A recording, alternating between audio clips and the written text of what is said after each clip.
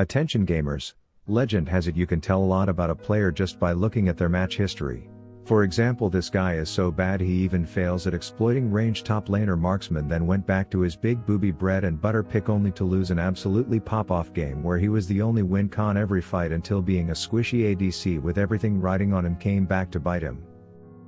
Then he needed to cool off in some norms and it appears try out troll AP builds until he got one good game, and yep, I bet he's a YouTuber who played it off like the build he failed at 3 times first is actually OP or something before heading back to the rank grind thinking he can play marksman in solo queue as an awful player and still climb. Before we see a drastic change and a bit of a hot streak, no pun intended, this man has discovered the hidden power of Bran Bot.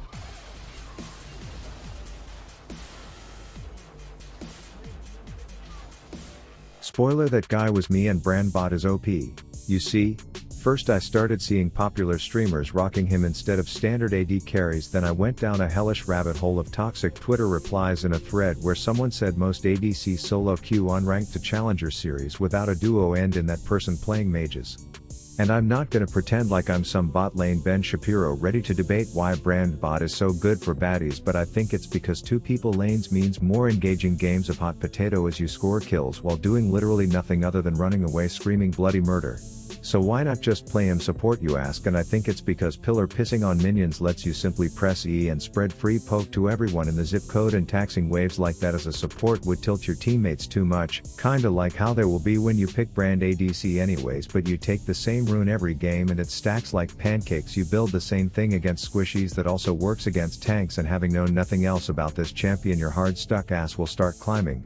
The strategy is so brainless you could probably pull it off on your phone. But at that point I guess you'd actually just be playing Wild Rift or maybe even Raid.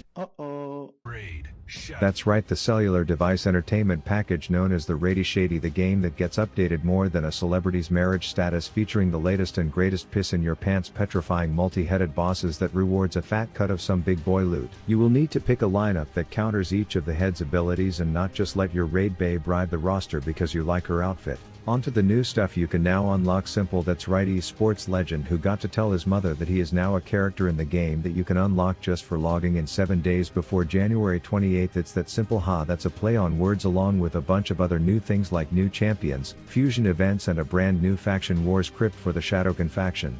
The Chads at the Raidy Shady HQ say that if you use my Ravi Boy link or scan this QR code you'll get this sack of goodies, including yellow stuff, wealth XP, blue shards, and 1 mystery champion, all waiting for you right here.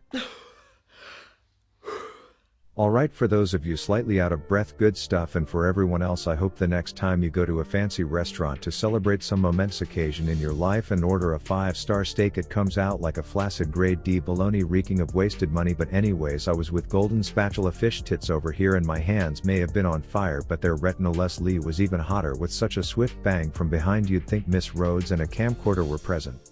And I don't know if Rift Alexa has the hots for bald blind men, but she was sure as hell talking about him a lot, which made me take a quick stroll up north to engage him and Bollywood butt plugs in a game of hot potato, which surprisingly doesn't scold the Sonic shitter enough. But luckily this swing skank never learned the stop, drop, and roll routine, so yay for the one bright side to this otherwise toxic tilt fest of blue bald warthog riding piss low, where sight clearly wasn't a requirement of gods, as I arrived just in time to serve this jungle differ fire 4 ways before Sasha's sushi roll over here steals the shutdown. Then we arrive back bot lane and I'm debating if Arson and Archers would give me a culturized half chub as her giant ass arrow hits Nami's voicemail before generous me remembers she had listed surfing as an item on her bucket list. So yeah, make a wish, Rav in the building, making memories out here before murdering them hoes. There's a wild wind shitter in the area, so I head over to make sure not too much drool is leaking down his face, and then look at my side hoe mermaid and say make sure no one is recording this. So she scans the area and finds nothing but the scattered remains of one dead as shit Duracell battery. Anyways, all the lanes have lost prio because the jungle gap is so large. The Grand Canyon be real quiet, but I make sure that stunned staticky soy boy has something spicy to chew on as Lee lands the world record for longest drop kick, leaving me in such awe that I practically drop my stun on the ground. But Liandries and my passive make sure that everything around me burns to the ground. RIP my last relationship. Hello Brand Auto for the kill. And oh hey look, it's Peggy the Poro rider with a big contribution of dashing through the already dead Lee with such effortless finesse. But there's no denying the role she played in the next scene of girl who was getting shit on until unemployed Aladdin wrote his swing into the oven that is my burnt anus, but then we got into a little game of mid-lane stare down, which I now understand was ironic given Lee was partaking. But what neither of them saw was the big ass bubble preceding quite the fruit ninja, as I illustrated with a flash into a secured kill. Why I will never leave the piss pit elo that I blame the rest of the world for being stuck in. But let's focus on the positives, like how my jungler got her first ever kill in League of Legends right after. Now for the record, I told Riot that advertising the presence of a fat ass frog in our forest sometimes coming out here would just attract a bunch of barren buffed up butt buddies, and boy oh boy was I right, as I bum rushed in to burn the blind bitch into oblivion until the bastard went back to base with a 450 added to my bank, and that, my friends, is called ass kicking with alliteration. Bot tier 2 gets dick, so all the boys rush over to find Akshan seemingly distracted. So we pick off the little perv, and then a severe case of hard stuck FOMO lands me in Fountain with time to think about my actions. Rav, you dumb fuck, I'm not a decoration. I just want to feel something. Anyways, I arrive back mid in time for a ram to commence as a tsunami hits the lane before Xerath makes Nami say Nani, and then me and this stupid Sejuani find out what happens when you light an ice cube on fire, and if you guessed it, makes a dead bitch who will later be crying ADC diff in endgame lobby. Then you might be right.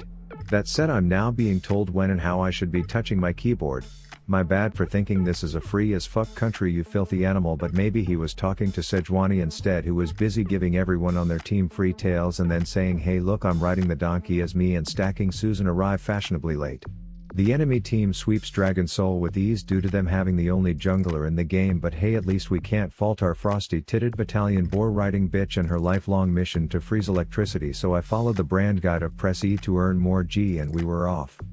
And since this is Goldie Low, my team was appropriately contesting the Dragon Soul that died 90 seconds ago while simultaneously getting matching I'm a dead bitch tattoos on their useless scrotums, as I arrived just in time to demand two of them play catch with a big flaming testicle with. In case you aren't familiar with how that game ends, typically both players die.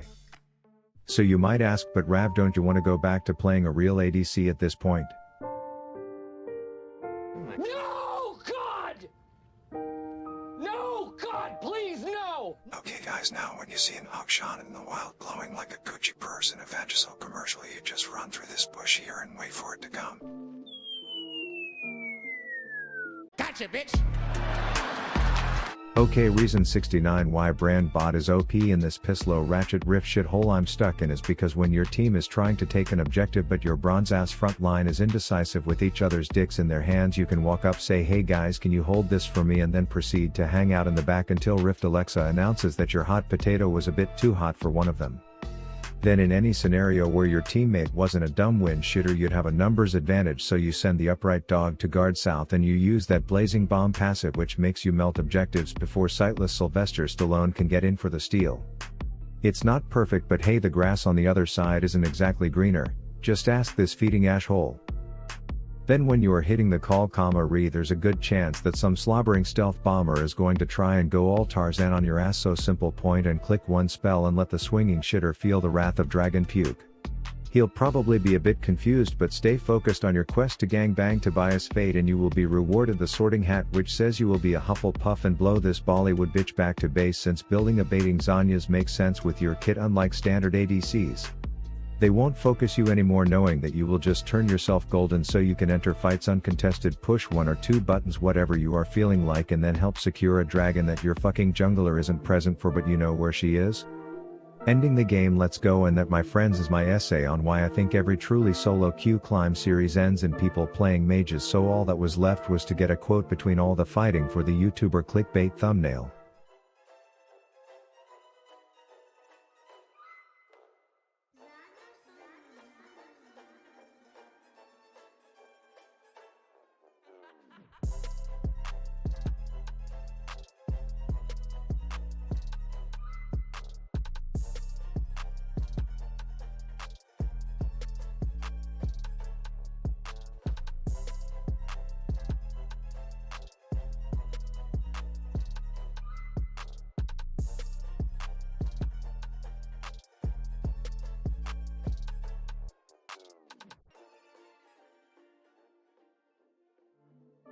Let me know what other APCs you think will work like this, and shout out to Cyanide Salt on Twitch for him sugar daddying wholesome Gwen on her stream.